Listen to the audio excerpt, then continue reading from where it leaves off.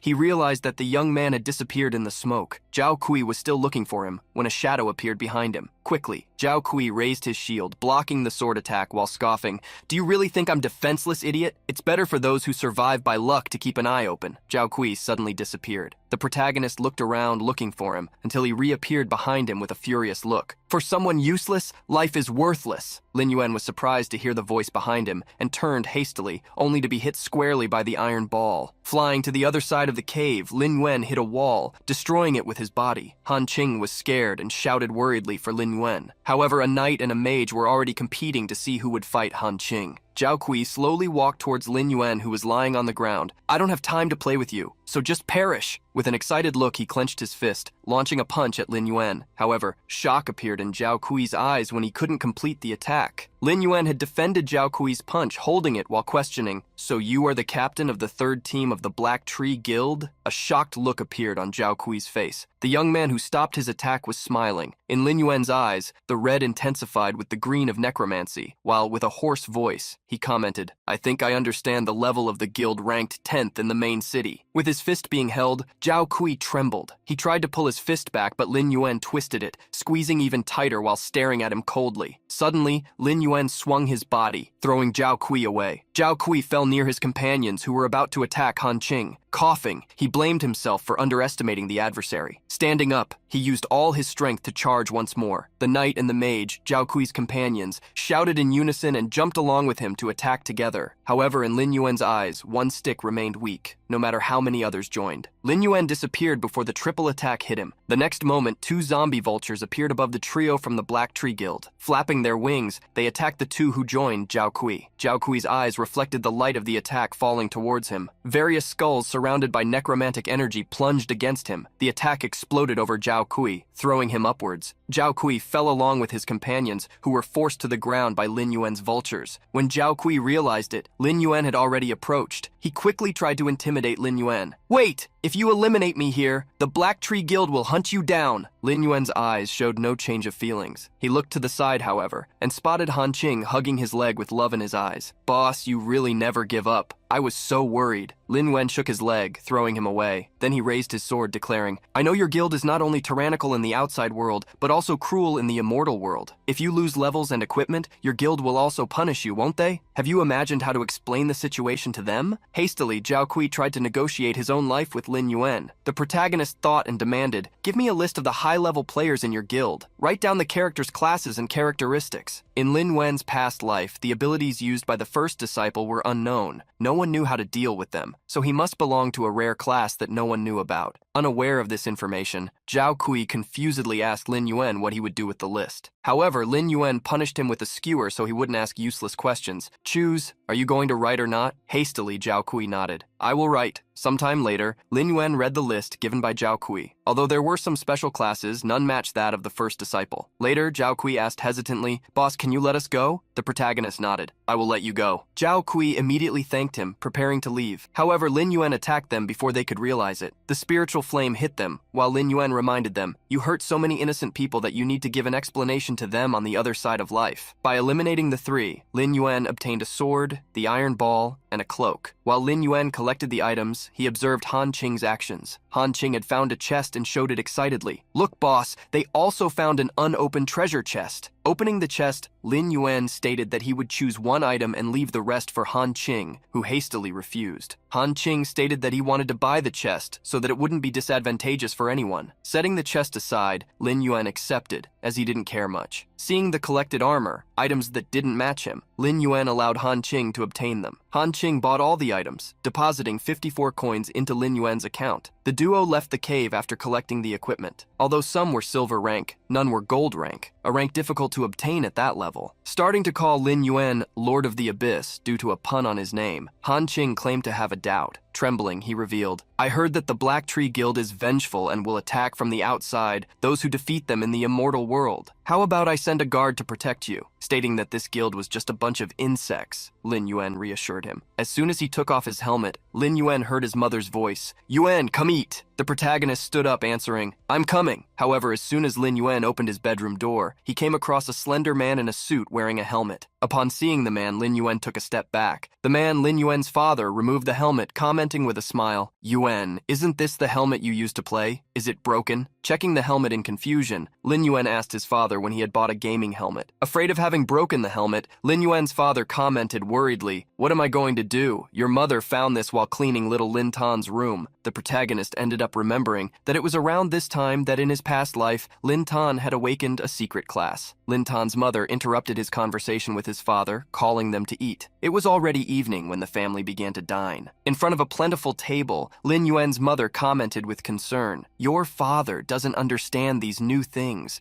but he wants to talk to you. He spent an entire afternoon and couldn't even turn on the helmet." Having his secret revealed, Lin Yuen's father quickly tried to correct his wife's words. "I was just worried that something had happened to the helmet, so I was checking it." Lin Yuen was thinking of having his parents enter the immortal world and using the resources he had inside the game to strengthen them. With this, when the cataclysm arrived, they would be able to protect themselves. Thus, he declared, "This game is not difficult. I will buy 2 more helmets tomorrow so you can try playing it." Lin Yuen's mother didn't want him to spend money, but he reassured her and curiously asked where Lin Tan was. Imagining that his daughter was with her friends, Lin Yuen's mother decided to call her. Lin Yuen did the same, but discovered that the young woman's phone was unavailable. Lin Yuen found the situation strange, as his sister, even if she didn't answer, would send a message. Believing that his daughter was eating out, Lin Yuen's mother encouraged him to continue eating. Lin Yuen, however, stood up, stating that he was going to the market. His mother wanted to stop him, as the food would get cold, but his father stopped her. Imagining that Lin Yuen was trying to get closer to his sister again, their father wanted to encourage them. The protagonist went down the apartment stairs while remembering the past. In his previous life, he had seen Lin Tan return home full of wounds. However, she ignored him, warning him not to tell anyone what he had seen. That day was still present in Lin Yuen's mind. In his past life, after Lin Tan started playing Eternity, she quickly awakened, but had to face several difficulties. Everything had started with the appearance of a mysterious organization, the System Organization. The System Organization was a mysterious group founded by 9 celestial chosen ones. Only they were qualified to join the system. Among these, there was an existence called the Prophet. The Prophet could sense the celestial chosen ones in reality and send members to train them to join the system. At a terrifying speed, the power of the System Organization became invincible in the game. Not only that, but their influence in the real world also became stronger, although their actions became suspicious. They did something good to maintain the stability of society, which made them unique. After Lin Tan was invited to join them, she frequently faced difficult quests, but never mentioned anything about the organization at home. Lin Yuen hoped she hadn't joined them again. Leaving the apartment, Lin Yuen swore, "Even if it's them, I won't let her get involved in the matter out of ignorance again." As the protagonist was walking down the street, something caught his attention. He spotted a coffee shop and quickly hid. Inside, Lin Tan was talking to someone. The protagonist observed that his sister had already met the organization, but he couldn't understand what they were talking about due to the distance. Wanting to find out, Lin Yuen tried to focus on his ability to become invisible. He managed to enter the coffee shop with the ability, which, now at level 3, lasted 5 minutes. Stopping at the bar, he observed Lin Tan talking to two men, Xiao Pan and Hao Chen.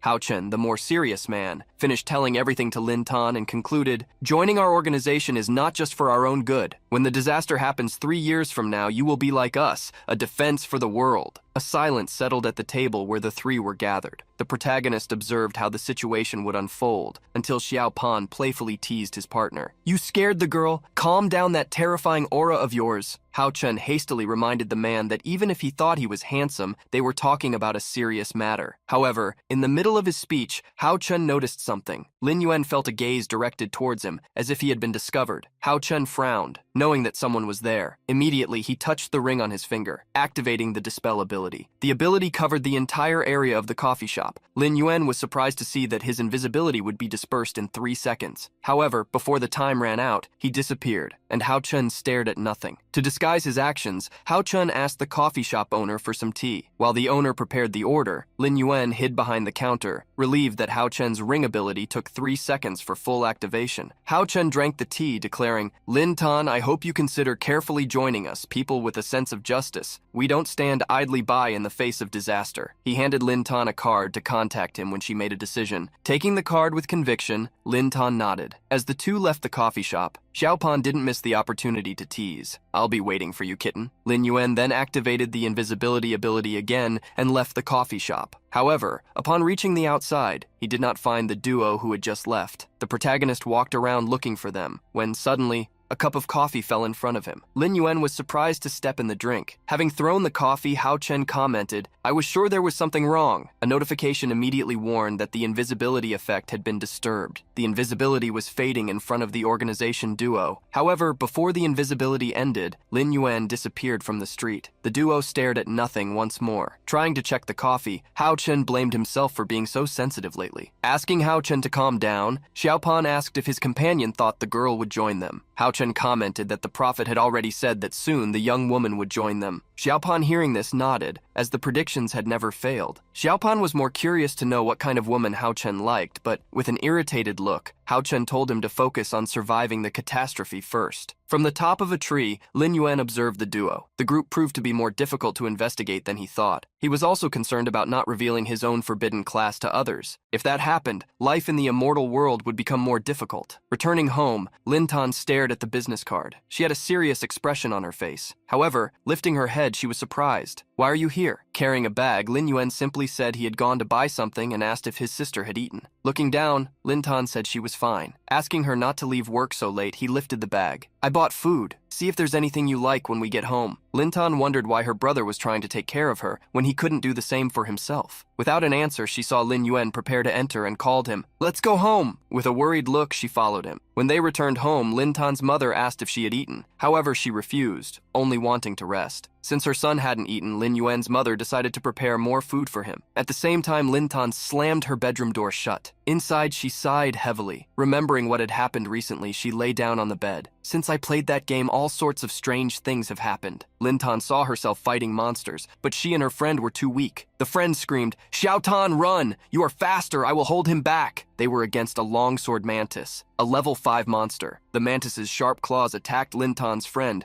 who fell to the ground. Lin Tan didn't know how to react, but upon seeing her friend, she gathered courage. "I'm on the front line. How could I abandon her and flee? Leave it to me." Lin Tan faced countless mantises alone, while her friend fled through the forest. The giant mantis attacked with its sharp scythe, forcing Lin Tan to block with her sword. Another mantis appeared behind her. She couldn't dodge and was hit by the monster. However, it was at that moment that she unlocked a secret class. While coughing, surrounded by the mantises, the awakening was happening. Lin Tan raised her sword and, with the new power, brandished the sharp blade, eliminating the mantises by penetrating their carapaces. With an iron will, she advanced among the enemies to save herself and her friend. After defeating all the monsters, Lin Tan leaned on her sword, plunged into the ground. A golden glow enveloped her, finalizing the awakening of the Sword of Dawn. After awakening the Sword of Dawn, Lin Tan felt some changes in her own body. She wondered if she would really be able to protect everyone if a disaster happened. Staring at the power in her hands, she showed determination. If this kind of power can't resist the disaster, then is there any hope for others to survive? Looking at the photo of her own family, Lin Tan decided that regardless of whether whether or not she joined the system, she should become as strong as possible to protect those who were precious to her. Lin Yuen held the same photo, with determination. I can't delay any longer. My energy must be focused on the game, but I can't be on guard all the time. He decided to make his family live well. The next day, the protagonist visited a large building. A woman received him, asking if he would like to take a look at an apartment. However, he was more interested in a furnished villa with high security. Seeing that the man was young, the woman wondered if he was really capable and asked, "Sir, have you heard the price of our properties?" Raising a black card, Lin Yuen showed confidence that he had the necessary value. Upon seeing the card, the saleswoman became excited.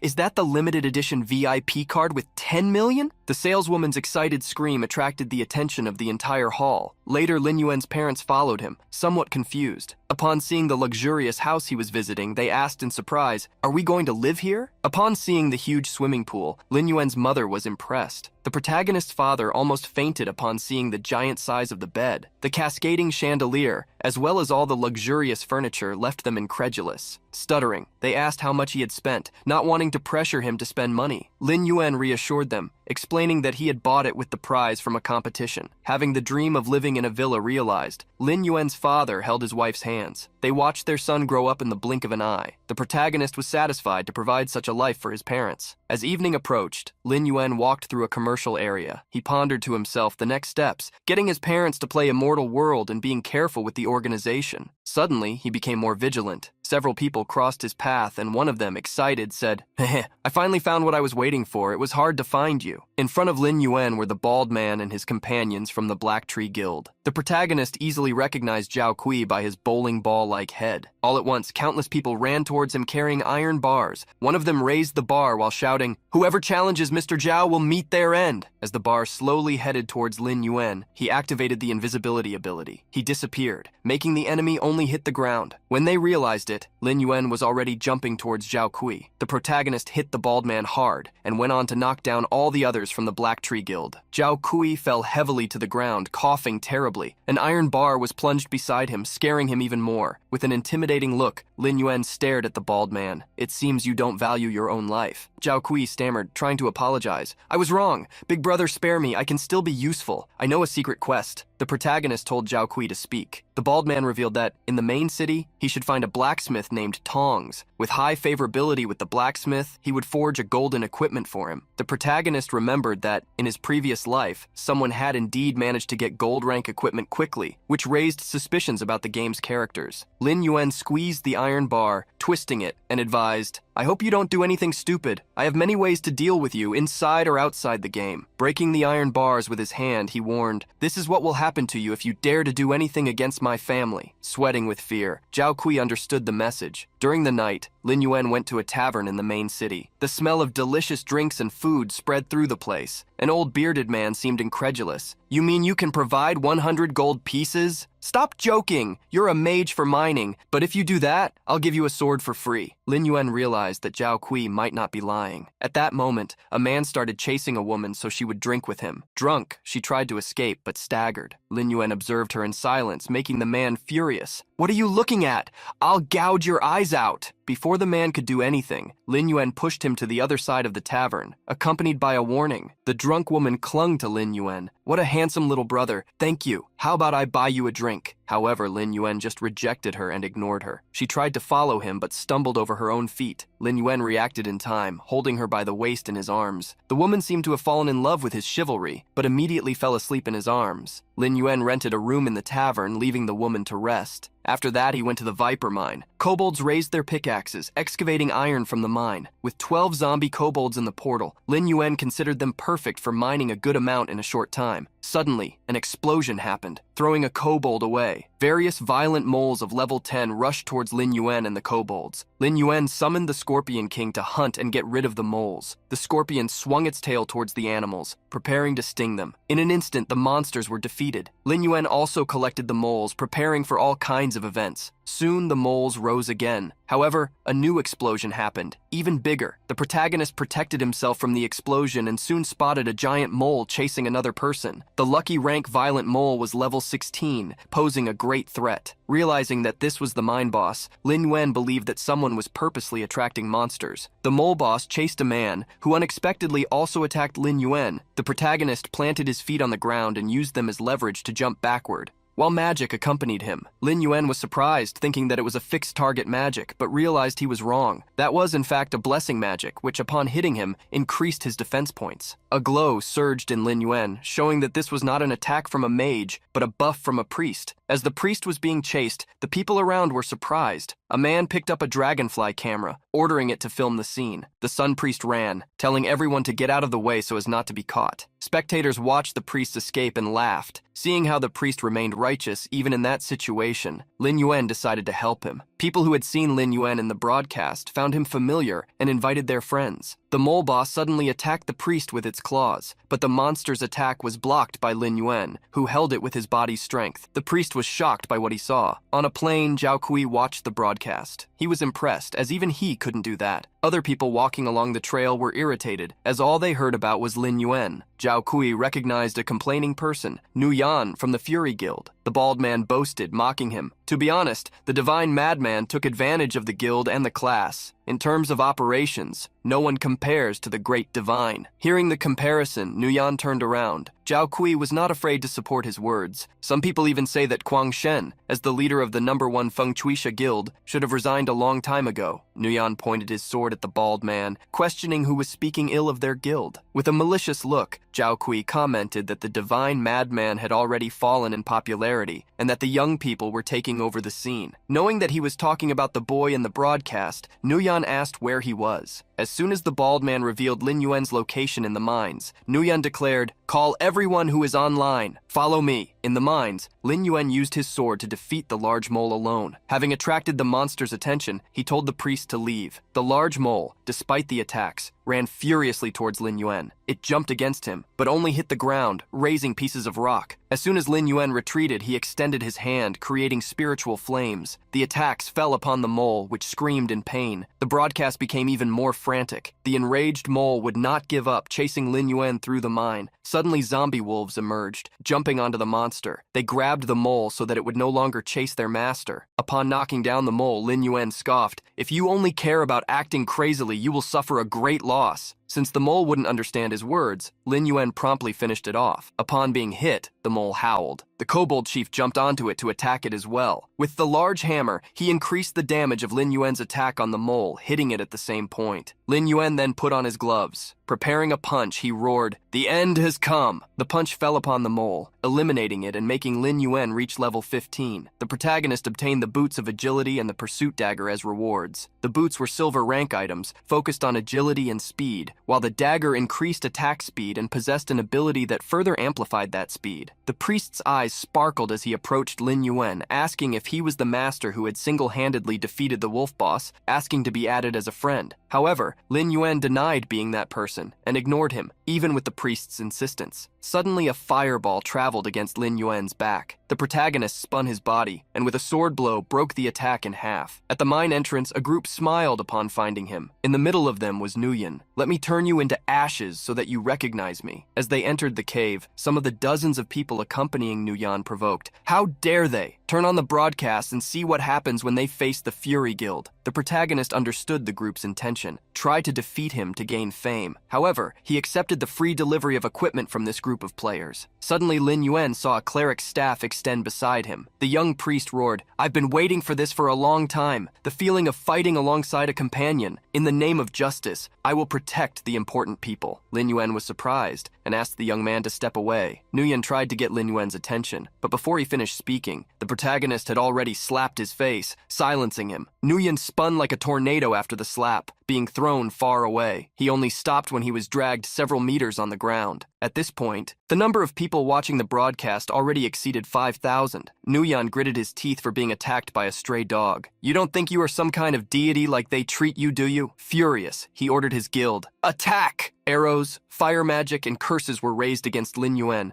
A knight raised his shield, preparing the charge. Confidently, he shouted, "He won't be able to handle all of us alone." Seeing how the group cooperated with each other, Lin Yuen decided to eliminate those who dealt damage first. He activated invisibility and dodged the sword attacks. Immediately, the knight shouted for the mages to use Dispel. The mages conjured the magic, but too late, as Lin Yuen was already behind them. With a single attack, he eliminated 2 mages. Nguyen, furious, drew his sword. He must be low on health because he was fighting. Get him! We have the numerical advantage. All the rogues attacked at once, as the guild leader had offered a reward for whoever eliminated Lin Yuen. The protagonist dodged various fireballs. Since the mine was narrow, he couldn't properly utilize the zombies. Facing the attacks, he allowed the explosions to happen, which caught the attention of those watching the live broadcast. Lin Yuen jumped into the fire, escaping into the depths of the mine while being pursued. Nguyen followed behind the group, commanding the Fury Guild. What he didn't expect was that Lin Yuen was on the ceiling. When Nguyen realized it, someone was already falling onto him. With a strong kick, Lin Yuen made Nguyen fall to the ground. On impact, the master of the Fury Guild lost some teeth. Thrown away, Nguyen sat up with his hand over his mouth. Damn it, sneak attacking! However, the next moment, Nguyen felt a hand on his head and a sword touching his neck. He hastily shouted to the guild,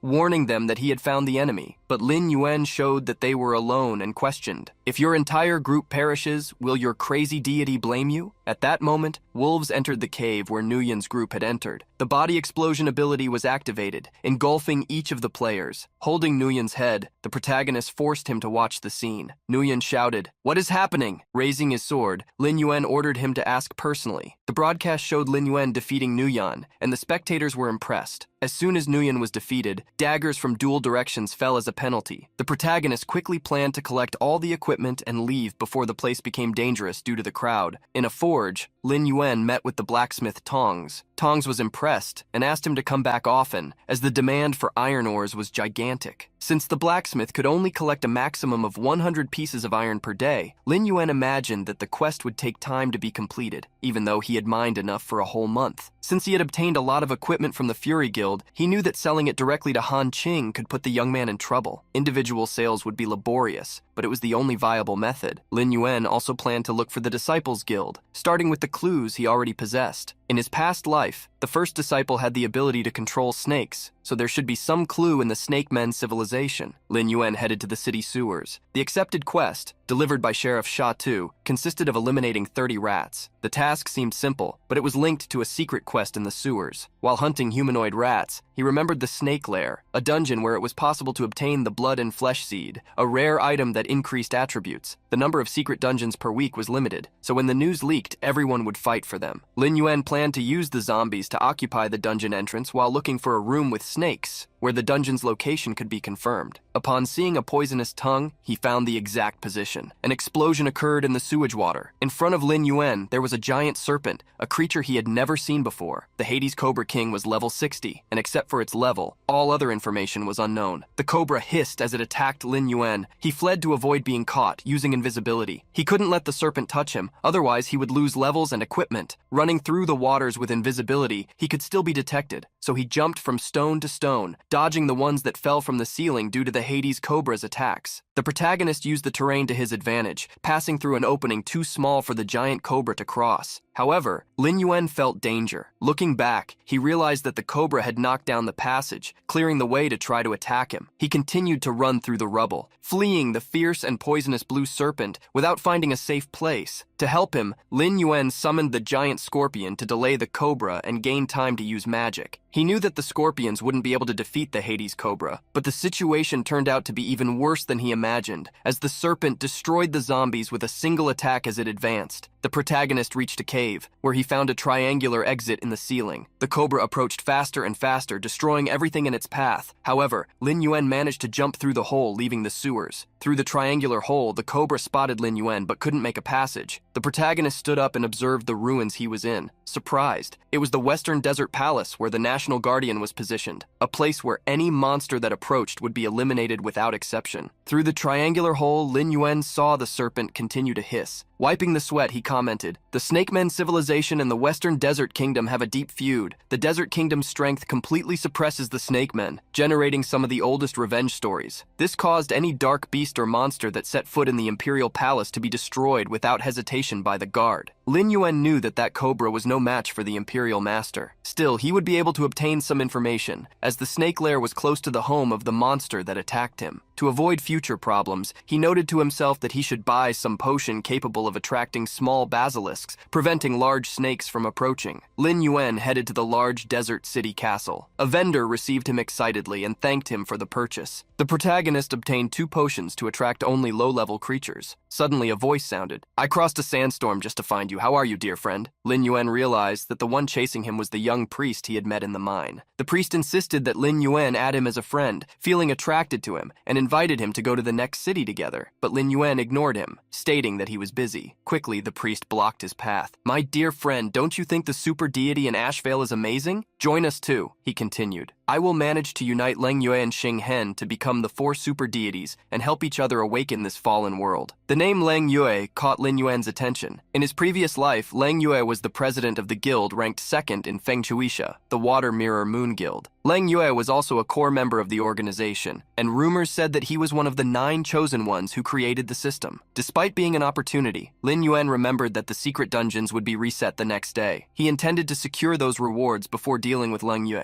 In the end, the protagonist accepted the friend request from the player Old Year's Son. Commenting on going to a dungeon together next time, Lin Yuen warned that he had matters to resolve, so he would leave first. The next day, upon entering some ruins, Lin Yuen remembered that snakes would appear near the entrance of the secret dungeon, so he looked for traces of these animals. Bending down, he found a trail on the ground. Soon, some serpents appeared further ahead. Although they were small, he remembered to be careful. Exploding a door, Lin Yuen found the true dungeon with the help of a kobold. Dark candles were lit while carcasses of giant snakes were scattered around, and small snakes crawled on the ground. Reaching out to open the gate of the underworld, Lin Yuen began the operation. Emerging from the gate, the giant scorpion caught the attention of the small snakes. The protagonist ordered, "Get rid of all of them!" The scorpion's tail glowed, activating the crystal storm. Various jewels fell upon the snakes like a precious rain. Upon eliminating the small snakes, various seeds fell to the ground, the flesh and blood seeds. Lin Yuen picked one of them up and brought it close to his mouth. He gained 3 spirit points upon eating the first of the 100 seeds he could consume. Since the production of that item was limited, as was the consumption, Lin Yuen figured he could sell them for at least 5 gold coins each on the market. Clearing 1 dungeon per week, it would be possible to obtain thousands of gold coins. Even without joining a guild, he wouldn't run out of money. The second seed increased 5 physical attribute points, although the third only increased 2 points. Lin Yuen continued to eat the seeds until the 100 possible were consumed. Similarly, he took the opportunity to tame some of the snakes. Having used 100 seeds, he kept the remaining 900 to sell them in the future, planning to also return the following week to collect more. Lin Yuen left 3 zombies behind in order to scare common players. No one would go to such a place anytime soon. The snakes that lived there proved to be different from those that the dark divinity's disciple controlled, which made Lin Yuen wonder if the disciple possessed monster mutation abilities. Suddenly, Lin Yuen received a notification from the real world. His sister was calling, which worried him. He answered the call, asking if something had happened. On the other side, Lin Tan asked, "I just wanted to know if you've already eaten." Frowning, Lin Yuen answered yes. At that moment, he heard another girl's voice. "Big brother, I wanted to ask if it would be convenient to help us with a dungeon now." The protagonist confirmed, although surprised that his sister wanted to go to a dungeon with him. Then a male voice sounded in the background. Lin Tan is a liar, and her brother is a braggart too. He agreed without even knowing what the dungeon was. "Lin Tan, has your brother gone crazy from playing too many games by any chance? Do you two always conspire to deceive people?" Beside the man, another girl scoffed at Lin Tan. "That's right, brother Yan. Let's choose a very difficult dungeon, the Valley of Ashes. No guild has managed to conquer it yet." On the phone, Lin Tan asked her brother, "Valley of Ashes on heroic difficulty. Are you sure, brother?" Upon hearing, the man named Brother Yan scoffed. "Valley of Ashes? Stop lying. Your brother is a liar just like you. Even your parents must be bad people for giving birth to liars like you." Furious, Lin Tan announced, "All right, Xiao Tan, stop talking nonsense. I'll be in the Valley of Ashes soon." Hearing his sister's fury, Lin Yuen frowned in irritation, but decided to support her. While waiting above the valley cliffs, worry arose in Lin Tan. Even though her brother played the game frequently and earned a lot of money, she wondered if he could really conquer the Valley of Ashes on heroic difficulty. She feared she was causing problems for him. Someone suddenly approached Lin Tan. Upon seeing her friend Chao Xiang Changye approach, Lin Tan formed a team with her. Chao Xiang claimed to have heard about the bet, caused only because a classmate had praised Lin Tan for moving to a new row, and Wang Yan heard. Chao Xiang treated Wang Yan like trash, so she was there precisely to make him apologize in front of everyone. Lin Tan thanked her friend for her presence, before the arrogant Wang Yan, followed by several flatterers, approached. "I've seen many girls like you. Are your parents working in someone's villa? That doesn't count as living there?" Annoyed, Lin Tan ridiculed back. "Wang Yan, besides being born into a good family, what good do you have to laugh at others?" Chao Xiang quickly ran up to her friend,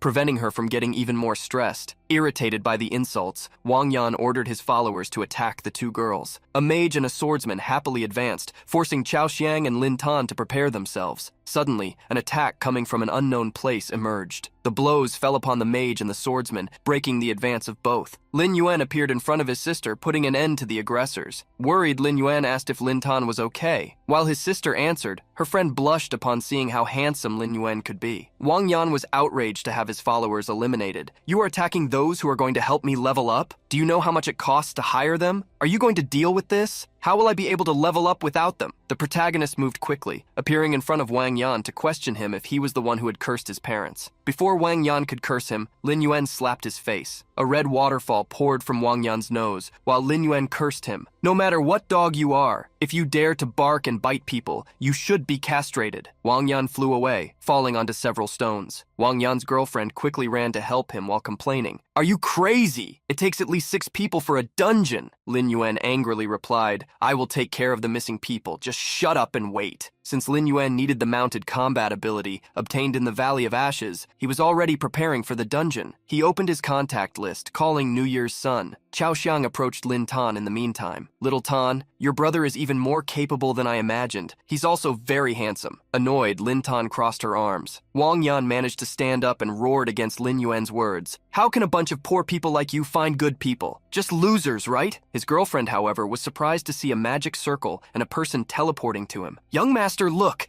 Isn't that the boss of the Super Iron Triangle?" As soon as he appeared, New Year's Son murmured, "When the bell of destiny rings, you and I will be destined to navigate a sea of ambition without return." New Year's Son joined the team, shocking Wang Yan, as he was the main priest of the second guild of the Western Desert, the Water Mirror Moon Flower Guild. Excitedly, Wang Yan treated New Year's Son with respect. "Big brother, are you going to take us into the dungeon? Thank you very much." Chao Xiang was surprised to see such a person, as someone like him shouldn't form a team with people outside the guild he belonged to. Before Lin Tan could understand, she was confronted with something. New Year's Son ran towards Lin Yuen with shining eyes. "Best friend, you finally remembered me. I knew you would definitely take me to a dungeon. As soon as I received your team invitation, I rushed to come here quickly." Lin Yuen angrily extended his hand, preventing New Year's Son from approaching. Wang Yan and his girlfriend were speechless, to the point where it was possible to put a watermelon in their mouths. "Chief New Year asked that guy to carry him in a dungeon? How is that possible? Isn't he just a nerd?" Shocked, the girl hastily told Wang Yan to talk to the priest. Seeing them ridicule Lin Yuen, New Year's Son became annoyed. "What are you talking about? I came here especially because of my best friend. He is the best among the best." Lin Yuen made him shut up so they could enter the dungeon. At that moment, Wang Yan returned to accuse Lin Yuen. "Now I understand. Your brother is also hiring someone, Lin Tan. But the Valley of Ashes on heroic difficulty is so difficult that not even the #1 guild, Fury, managed to conquer it. What can the second guild's priest do?"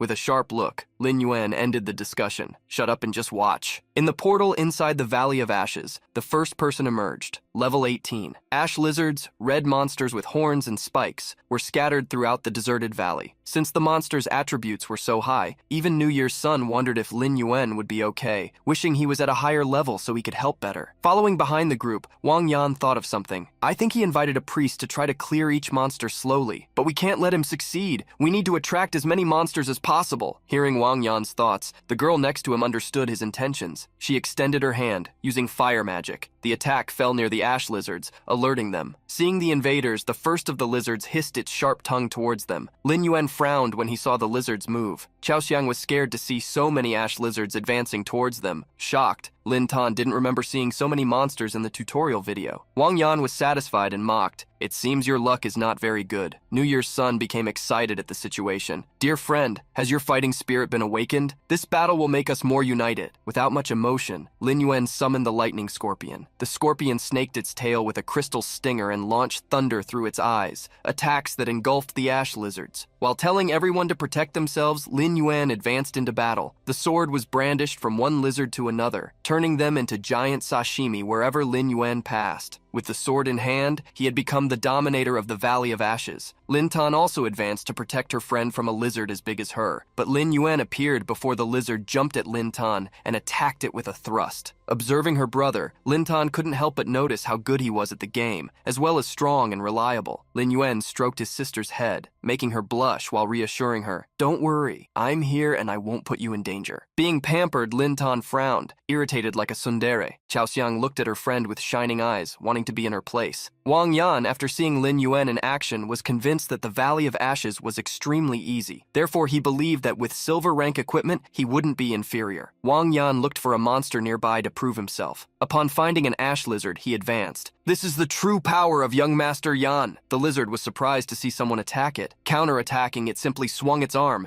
hitting Wang Yan's cheek and throwing him far away. Feeling how strong the monsters were, Wang Yan tasted the pain of the attack as he fell to the ground. Lin Yuen told him to try to stay alive and wait for him to complete the dungeon. Originally, Lin Yuen wanted to give Xiaotan gold rank equipment, but he would only be able to give her some silver ones for now. The protagonist released armor and gauntlets from his inventory, equipment that matched his sister. The fighter spirit gauntlets, as well as the fearless armor, mainly increased attack power and constitution, in addition to effects on critical damage. Wang Yan's friend was impressed. Those silver rank pieces of equipment could be exchanged for countless luxury items. In her eyes, Lin Yuen was giving millions of yunais to Lin Tan without even blinking. Lin Tan refused the equipment, however, stating that she would obtain her own equipment. Smiling slightly, Lin Yuen observed his sister's stubbornness. Soon, New Year's Sun used his sacred power to attract the ash lizards, while increasing the power in Lin Yuen so that he could eliminate them. On the other hand, Lin Tan and Chao Xiang also helped as much as they could. Finally, Wang Yan continued to flee the monsters that were chasing him. One of the ash lizards swung its tail like a hammer, falling upon Lin Tan, who used her sword to protect herself. With determination, she stated that she would be able to fight, but the lizard extended its tongue towards the girl, intending to devour her. At that moment, various spiritual flames crossed the battlefield, falling upon the monster and leaving it with less than 1% of its health points. Lin Tan attacked the lizard, feeling that her brother was still the same as always treating her like a child. She no longer wanted him to intervene. Seeing his sister's reaction, Lin Yuen felt it was increasingly difficult to hand over some equipment to her. On one side, Lin Tan continued to attack the monsters that Lin Yuen helped to defeat, while he eliminated most of them. Watching one secretly give rewards to the other, Chao Xiang couldn't help but call them memorable. Watching the two was even more fun than hunting the monsters. Soon, all the monsters in the Valley of Ashes were eliminated. The group advanced again until they reached a closed area. New Year's Sun, leading the group, warned that the final boss was just ahead. He asked Lin Yuen if they should leave to prepare first, as they were not yet suffering penalties. If they fought the boss and lost levels and equipment, the damage would be too great. Lin Yuen agreed with New Year's Sun's decision, but Wang Yan wouldn't let them run. "That's hilarious. He's so good at defeating small monsters, but he's scared when he meets the boss." Chao Xiang didn't want her friend to take risks. "Lin Tan, it's quite impressive that your brother brought us this far." Looking down upon seeing that she would be causing problems for her brother, she wondered if the current situation would be this way if she were stronger. However, with a confident look, Lin Yuen took a step forward. "Sun is correct, so you don't need to do anything. I will go alone." Dark energy surged, creating the great gate of the underworld, through which countless zombie monsters, an army of them, invaded the Valley of Ashes. Wang Yan couldn't understand what was happening upon seeing so many beasts summoned. New Year's Sun scoffed at Wang Yan's surprise. "You are teaming up with my best friend and still don't know his strength? Whether defeating a world boss alone or facing an entire guild, he is the best I know, the strongest." Putting aside New Year's Sun's compliments, inside a lair, a large lizard with a dragon head awakened. A spiritual flame ball crossed the entire lair, traveling towards the monster, which woke up sensing danger. However, due to its size, it couldn't dodge and was hit by the explosion of the attack. Furious, the Ash Lizard King roared, leaving its nest. The King rank level 21 monster had 10,000 health points, a muscular body, and a collar of thorny scales. Lin Yuen prepared to face it with the kobolds who carried spears and pickaxes. Behind a mountain, Chao Xiang observed the boss monster's stats. Its 1,200 attack points were enough to eliminate each of them instantly if it hit them. Holding her sword firmly, Lin Tan did not intend to let her brother run into danger because of her. She advanced to the battlefield, stating that she would attract the aggro of the Lizard King. As soon as she took a step forward, however, she fell over a trap skill, the light imprisonment.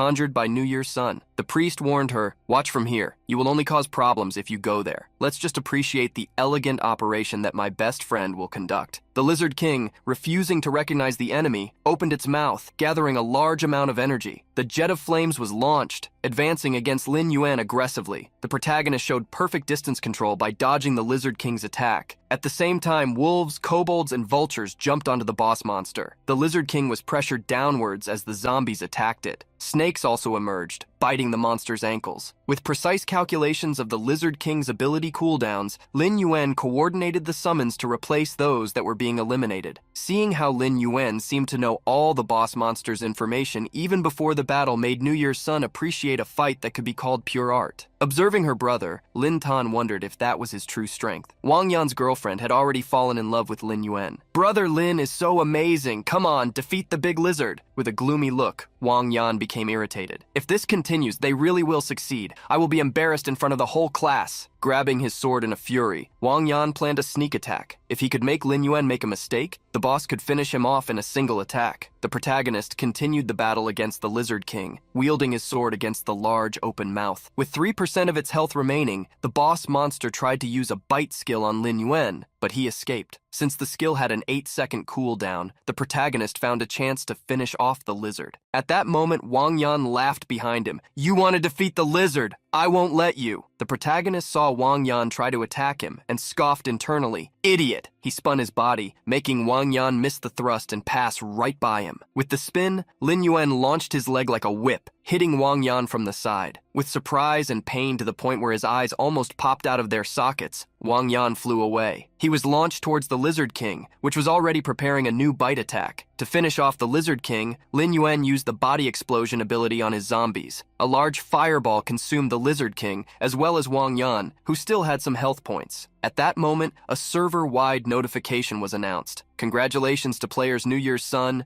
Ali Song, Lin Yan, Young Master Yan's follower, and unknown name, for completing the Valley of Ashes on heroic difficulty for the first time. Xiao Xiang hugged her friend, praising her brother. "We really did it. Xiao Tan, your brother is so cool and amazing. Can you ask him to carry us more often in the future?" Lin Tan was still incredulous, so she just made some excuse. "He's always busy. We'll talk when we have a chance." New Year's Sun was excited, but already expected it. "As expected of my best friend. I'll let him take the glory this time. Next time I'll show the pinnacle of priests." Wang Yan's girlfriend had already switched sides, asking to add Lin Yuen as a friend. Hearing Wang Yan's friend praise his friend irritated New Year's Sun. Acting for Lin Yuen, he used an attack skill to finish her off. With Wang Yan and his girlfriend eliminated, Lin Yuen headed to the Ash Lizard King to use Shadow Summon. The large zombie lizard walked into the gate of the underworld immediately upon being raised. Since a chest had appeared, Lin Yuen called everyone to divide the prize. Xiao Xiang remembered how Lin Yuen had conquered the dungeon alone and stated that she was happy to just be able to complete the quest. Stating that he only needed the skill books and scrolls, Lin Yuen declared that they could keep the rest. Inside the chest was a silver rank leg guard, as well as bronze rank wrist protectors. A bronze rank sword and agility boots, also bronze rank, were found with them. With an eye on the equipment, New Year's Sun asked them to sell all the items to him. Xiao Xiang didn't mind just receiving money. Stating to Lin Tan that this way, Wang Yan would no longer bother her, Lin Yuen left to do some other quests. Before he distanced himself, however, his sister called him. Stopping, he asked if she would accept the equipment he wanted to give her. Since the moment her brother had entered the dungeon, he had demonstrated incredible abilities. She had never seen such a large amount of summons before, which made her wonder if her brother was also the chosen one of a secret class. With this in mind, she questioned, "Since you started playing this game, have you felt any change in your body?" Lin Yuen wondered if he had been noticed. Since Lin Tan had contacted the people from the Order, he couldn't reveal the secret of the undead hunter yet. To protect his sister, he answered the question with another, "No, why? Is there any change in you?" Lin Tan quickly backed away and stating that she had a quest to turn in, fled. Lin Yuen watched his sister with a smile. Even after growing up, she still pretended very poorly. However, she had been able to talk to him this time, which meant she recognized him as her brother. Suddenly, New Year's Sun called out for Lin Yuen. While various people followed him, he waved. "It's good that you haven't left yet. Xiao Yue just decided to open the mortal difficulty of the Valley of Ashes. I said you were a close friend. We are sure we will succeed this way." Lin Yuen didn't expect to contact Lung Yue so soon. This was a good opportunity to investigate whether the first disciple was hiding in the Water Mirror Moon Flower Guild. The protagonist accepted the offer, stating that he was already thinking about attacking the new difficulty. Hugging Lin Yuen, New Year's Sun showed relief. You really are my best friend. Come, let me introduce the core members of our guild. The first to be introduced was the captain of the Divine Triangle and president of the Water Mirror Moonflower Guild, the beautiful Miss Lin Yuen. Lin Yuen greeted Lin Yuen, stating that she had heard of him for a long time. She welcomed him. Next, New Year's Sun introduced Xinghen, a master of conjurations, someone with a rare class and the mage of the Iron Triangle. The mage, however, did not yet recognize Lin Yuen as a teammate. He didn't want a random player on the team. With a restrained look, Xinghen stated, "Mortal difficulty has a low tolerance for errors. A random player like him won't cooperate with us. He will only slow us down. I don't want to take risks. Do you understand what I'm saying?" New Year's Sun didn't understand what Xinghen meant, since Lin Yuen had just carried him through the heroic difficulty. With a secret smile, Xinghen commented, "I've seen many self-important people, so that you don't say that we intimidated you with our numbers. I will give you a chance. If you manage to drain half of the boss's health, I will give you a golden equipment. But if you drag us down and are the reason for the failure, you will have to compensate for all the losses." Xinghen stared at Lin Yuen, trying to intimidate him. "Did you hear me? It's not too late to give up and leave." Faced with the challenge, the protagonist's battle instinct was ignited. "Oh, a golden equipment? I will receive it happily. Just make sure everyone is watching so you don't go back on your word later." Lin Yuen prevented the discussion from becoming more heated. "All right, Xinghen, we agreed beforehand that Sun's friend would join us. If you had any objection, you should have raised it earlier. The decision has been made. We will follow the original plan. Everyone will cooperate, and we will conquer the dungeon." Xinghen was irritated to hear that Lin Yuen would actually accept help from an outsider when the difficulty was so high. Warning that she would not repeat the words she had just said, Lin Yuen told everyone to enter the dungeon. Xinghen gritted his teeth, swearing internally, "Lin Yuen, I will show that stray dogs are useless, and I am your only indispensable companion." Inside the dungeon, level 18 fire lizards wandered normally. A flash of light appeared, drawing their attention. With red eyes, the monsters stared at the humans who appeared in the center of the valley. New Year's Sun was shocked and worried. The difficulty was so ridiculous that they found themselves surrounded the moment they entered the dungeon. Lin Yuen extended her sword, commanding, "Melee classes, advance! There are many monsters, we need to find a chance to get past them." While Lin Yuen advanced to attract the aggro of the monsters, Sun rose into the air, launching a blessing magic on his companions. Irritated, Xinghen conjured various lightning balls. Maliciously, he thought of throwing them all at Lin Yuen in a sneak attack. A lizard suddenly jumped on top of the group. Xinghen had forgotten to look at the monsters behind them. Lin Yuen charged to stop the monster while complaining, "What are you thinking, Xinghen? Wake up!" On the other side, New Year's Sun realized they had been surrounded. Even the monsters behind them left no room for maneuver. The group's archer was tremendously pressured, as was the shield bearer. At that moment, Lin Yuen raised his hand and declared, "Leave this to me." The gate of the underworld appeared behind him. Wolves left the gates of the underworld, roaring as they advanced. A tamed boss monster quickly pressured one of the lizards attacking the group. The other wolves jumped together against the giant monsters,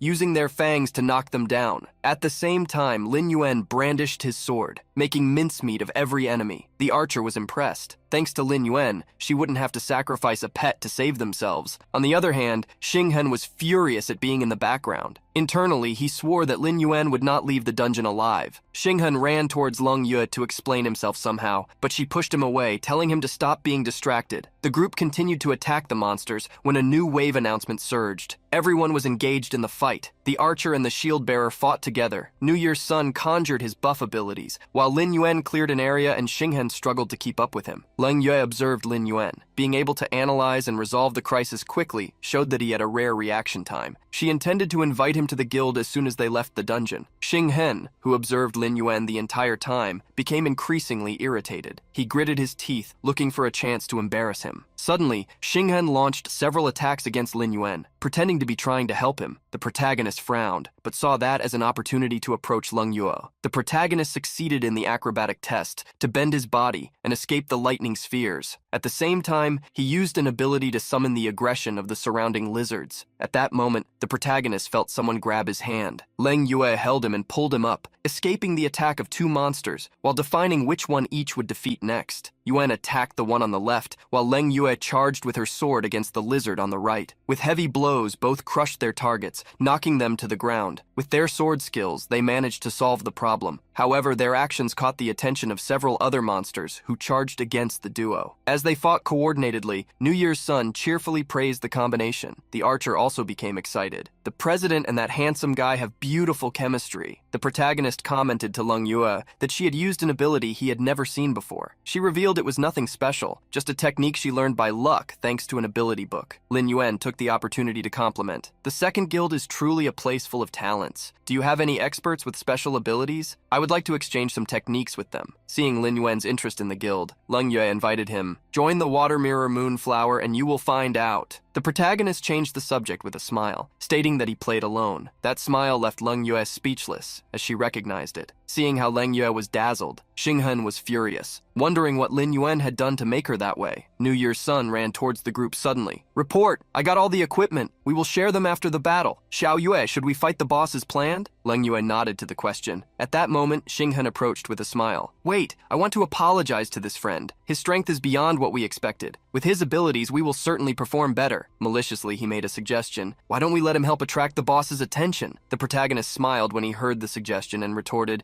if I attract the attention, I won't be able to fight, much less remove half of the boss's health. Are you reneging on your bet? Reluctant to give me a gold rank equipment? Xinghen crossed his arms, mocking internally, believing that Lin Yuen wouldn't even withstand a few attacks, and tried to instigate him. You worry too much, friend? As long as we finish the quest, I'll give you the equipment. Lin Yuen intervened, stating that she did not authorize last-minute changes. Xinghen this time tried to convince her. Come on, Lin Yuen, I know you admire him. Why don't you let him make that decision? The protagonist frowned, seeing Xinghen as a problem if he wanted to get closer to Lin Yuen. Calming down, he noted internally that he would deal with him later. To show initiative, the protagonist accepted. Soon they arrived at the boss monster's lair, with Lin Yuen in the lead. New Year's Sun stated, Dear friend, let us see your strength. Xinghen promptly mocked, Idiot! He must not know that the boss's area attacks are specially designed to counter-summon beasts. This will be fun. The protagonist, however, already knew all the mechanics from having faced the monster in his past life. Conjuring a spiritual flame, he launched it against the sleeping monster. The attack hit the side of the Lizard King, waking it up. It roared furiously, overflowing with more energy than the Lizard King of the previous difficulty. The shield bearer was worried. The boss monster was at level 25, while many of the players were only at level 15. Lin Yuen took a step forward, telling everyone to be alert. While Xinghen mocked internally, the Lizard King tried to step on Lin Yuen, who jumped to the side. Immediately, the kobolds appeared to help him. The protagonist realized that the Lizard King's first attack had been the same as the previous one. While Lin Yuen attracted the attention, everyone attacked the lizard from behind. The lizard launched a wave of flames. The protagonist jumped to dodge, while Xinghen watched, treating him like a little mouse trying to escape. Suddenly, the lizard swung its tail, hitting those who were trying to attack it from behind. Lin Yuen shouted hastily, Xinghen, use your quick control skill. However, Xinghen replied, Too late. While blaming Xinghen, the group was hit and thrown far away. Furious, Lin Yuen exclaimed, Why didn't you use the lightning to paralyze the boss's tail? Wasn't that your job? Do you know the great opportunity you made us lose? Xinghen flinched, trying to apologize. New Year's Sun remembered that everyone's health was already low, and that it would take time to recover everything. He didn't see how his great friend could deal with the boss alone in the meantime. The shield bearer next to him was already warning that they couldn't abandon the dungeon or they would suffer great losses. Annoyed, Lin Yuen told everyone to learn from what happened. The new teammate didn't make any mistakes. It was us who messed up. I'm here to inform you that he is withdrawing from this instance, and all losses will be borne by the guild. The archer at that moment noticed something. President, wait! He doesn't seem to be affected. He's defeating the Lizard King alone. The protagonist, seeing that the group could no longer approach, decided to face the boss alone. He had the scorpion to use poison and paralyze the tail. The great Lizard King opened its mouth, roaring to prepare an attack, but it was too slow. The electric scorpion had circled the Lizard King, ready to interrupt the spell. Paralyzing lightning bolts were fired by the scorpion, crossing the ground between the two, hitting the lizard and causing paralysis. As soon as the monster was affected by the negative effect, all the beasts charged against it. Lin Yuen was shocked to discover that Lin Yuen also had a beast with the lightning attribute. Xinghen felt that he was being made to look worse than a simple summoner. New Year's Sun confidently cheered, Great! My great friend is really going to deal with the boss alone. Let's quickly regenerate our health to help him. However, Xinghen was still smiling, waiting for the boss's area attacks to destroy Lin Yuen's summoned beasts. As he expected, the energy attacks reduced the monster's health to their lowest points. At that moment, Lin Yuen used a skill, Shadow Curse. Immediately, a werewolf's health was completely regenerated. Xinghen was incredulous. How did he restore the beast's health? Doesn't that mean he could defeat the boss alone? As soon as they had regenerated enough health, Lin Yuen took a step forward. Prepare yourselves. The boss is almost finished. Let's help him together. As its health points dropped to a certain point, the Ash Lizard King activated the Furnace of All Things skill. With the air turning red, Lin Yuen shouted hastily, "Be careful! This is his most powerful ability!" Xinghen gritted his teeth, refusing to let Lin Yuen win. "I want Lin Yuen. Just perish along with the monster." He raised his staff suddenly. "Get out of the way! I will interrupt the boss!" He activated the Thunder Resistance Ring ability, and magic surrounded him. The ring of lightning spun around him, almost hitting Lin Yuen. The attack rushed towards Lin Yuen, who already expected to be betrayed. From where the protagonist was, he saw Lin Yuen being thrown away. Faced with the confusion, he jumped to hold her midair. Holding her like a princess, the protagonist gently asked her to hold on to him. The boss's attacks exploded around them, while Lin Yuen jumped to dodge, carrying Lin Yuen with him. With the boss defeated, the announcement surged across the entire server. Congratulations to the unknown player, and to player's New Year's son, Lin Yuen, Xinghen, AAA swordsman, and uses controller, for completing the Valley of Ashes dungeon on mortal level for the first time. Blushing from being carried, Lin Yuen commented, "I never thought you were so young and yet so experienced not to panic." The protagonist smiled, attributing such ability to luck. Lin Yuen made a request. "Even if you don't join the guild, I want you as a friend. That way we can play together in the future." As the two added each other as friends, New Year's son carrying a golden chest commented, "This is the first time I've seen her so shy." Realizing she was still in Lin Yuen's arms, she asked him to put her down. At that moment, the information surged that Lin Yuen contributed 80% to the completion of the dungeon. He approached Xinghen, demanding the gold rank equipment. Xinghen cleared his throat, changing the subject and asking them to first look at what they had obtained from clearing the dungeon. However, the protagonist refused, demanding the equipment first. Gritting his teeth, Xinghen tried to evade. "I will give it to you, don't worry. I just need to find a piece of equipment to replace his." The protagonist smiled, questioning if he wanted to avoid paying the debt. Lin Yuen intervened. Stating that Xinghen's equipment would not suit Lin Yuen, she suggested that he choose the item from the boss drops first, while she herself would buy suitable equipment for his class. The protagonist agreed with the plan, but asked if, instead of the equipment, he could exchange techniques with the masters of special abilities. Lin Yuen smiled. Since they had conquered the dungeon thanks to him, she stated that when he returned, she would ask the other guild members if they had free time. Almost forgetting about the Lizard King, the protagonist approached it. As soon as he began extracting the Lizard King's soul, he received a notification. "Your zombie kobold miners have been eliminated in the sewer." The protagonist was shocked. There shouldn't be players hunting near the secret dungeon. 3 zombies should scare anyone who approached. In this situation, the Cobra Master could be responsible. He didn't want to lose the opportunity to find the first disciple and quickly ran to the portal, leaving the dungeon. Using invisibility, the protagonist reached the sewers through a secret passage. Soon he found the slaughtered kobolds. Checking the monsters, there were no signs of a struggle, indicating that the enemy was very skilled in sneak attacks. Examining a zombie kobold's neck, he found a snake bite. The bite was too large to have been made by the snakes in the secret dungeon, and the Hades cobra should have swallowed the kobold whole. Given this information, the protagonist concluded that the culprit was the Cobra Master. Suddenly, Lin Yuen felt a presence and quickly turned around. Various bone-eating cobras, level 15 boss monsters, sneak attacked him, even though he was invisible. The snakes fell to the spot where he was previously, after he jumped to escape. Conjuring spiritual fire, the protagonist launched attacks, trying to discover the abilities of the still unknown snakes. As soon as he eliminated some, one last one with a more powerful appearance remained to face him. The cobra attacked, trying to bite Lin Yuen, but raising his sword, he blocked the bite.